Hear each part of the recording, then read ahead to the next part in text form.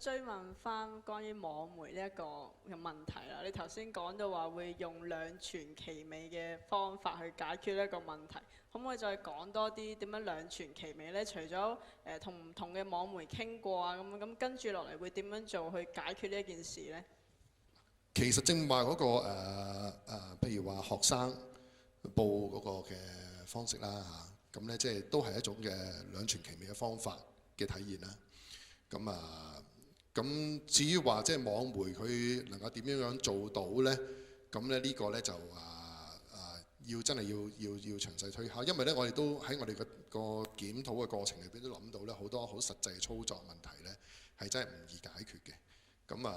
咁所以咧呢個咧就只係能夠同大家講咧係稍安毋躁，即係我哋咧係真係做緊係即係 serious 諗緊。而事實上我哋都會睇外國嘅做法添嘅，我哋都係去搜尋外國嘅一啲資料去參考嘅。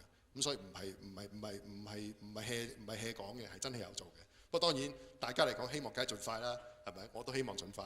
咁但係咧有啲嘢都急唔嚟嘅，即係都要諗清楚。即係個時間表就係盡快係咪？係冇錯，你講得啱嘅。通常官員答嘅都係盡快㗎啦。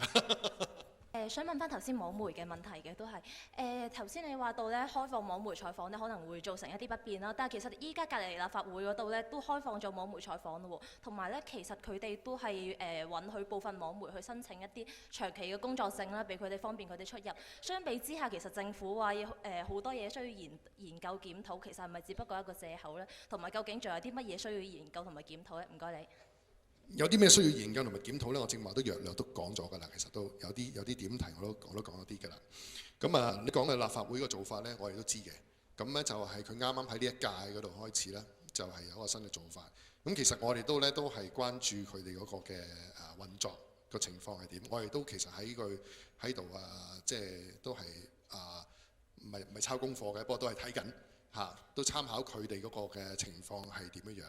咁所以呢一點咧，我哋留意到嘅，我哋知道嘅。咁呢個亦都係我哋檢討嘅過程裏邊咧要睇嘅一樣嘢嚟。